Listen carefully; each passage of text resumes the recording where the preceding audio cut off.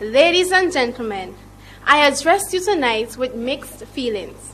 I stand here quite humbled yet proud that you have so honored me as your first female Prime Minister. My term now is complete, and I am saddened that I must bid you farewell. You have been my rock through these exciting years. For the first time in our history, the people of this country were able to put party politics aside and work together for the development of this nation, St. Vincent and the Grenadines.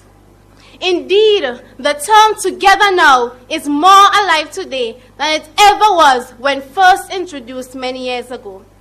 As your Prime Minister, I understood I was the chief servant of the people, and I was guided by the philosophy that all men are created equal. Guided by this premise, our nation can boast of being the first OECS nation to have voted in a referendum in an overwhelming majority for our new constitution. History has shown that the first referendum was rejected by the people. At that time, I was a secondary school student, and I remember that this process was nothing more than a political campaign. This time, it was the ordinary citizens who discussed and hammered through dialogue all their differences and decided how they wanted to chart the course of their new constitution. It is indeed a document which reflects our true democratic philosophy of government by the people, for the people. Truly now, Vincentians are in charge of their own destiny. St. Vincent and Grenadines, due to its size, may never become the most powerful nation on earth. But in a million ways, there's greatness in us. Other nations have termed us the garden island of the Caribbean. Our people have taken advantage of all our limited but important resources. You have invested your time, talents, and finances to support your government in achieving the goal of a multifaceted economy. Today, we can boast that we have the lowest unemployment rate in the entire Caribbean. The options for employment are many.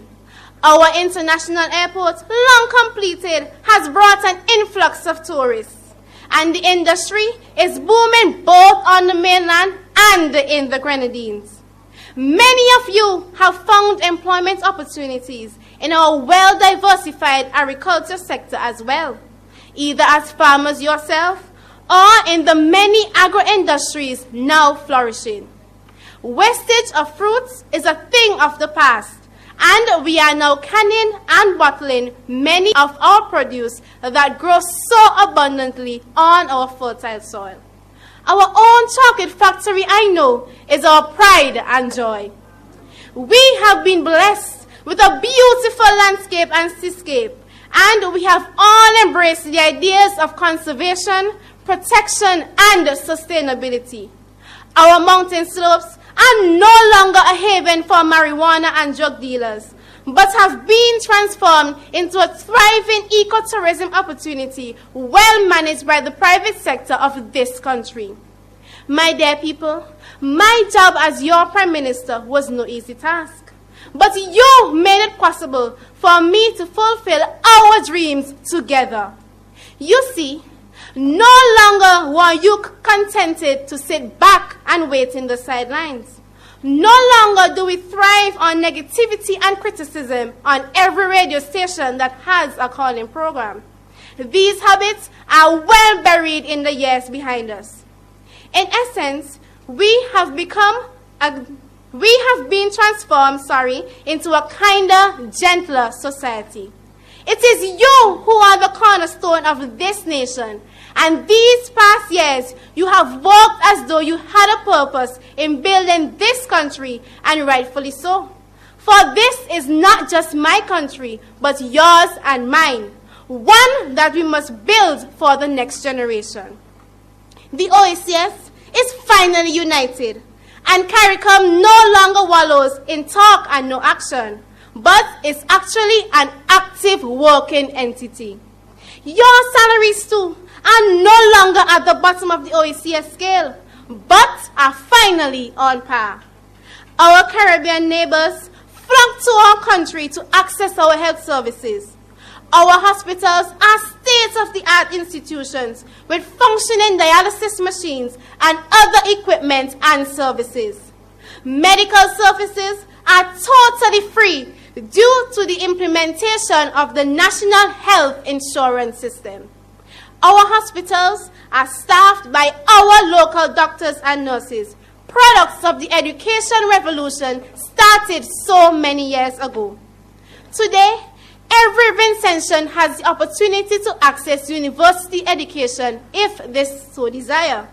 Our community college is now a full-fledged campus of the University of the West Indies. The country has reaped and is reaping the benefits of a nation of well-informed and well-educated citizens. No wonder there has been a change in the way you perceive your country.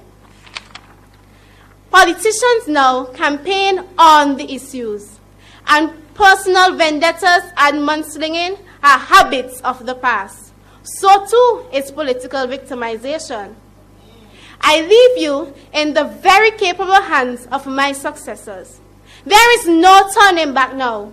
St. Vincent and the Grenadines has finally moved forward in the direction we have clamored for all these years. I bid you goodbye, and I thank you for giving me the opportunity of being your first female Prime Minister. Our faith will see us through. May peace reign from shore to shore, and God bless and keep us true. I thank you.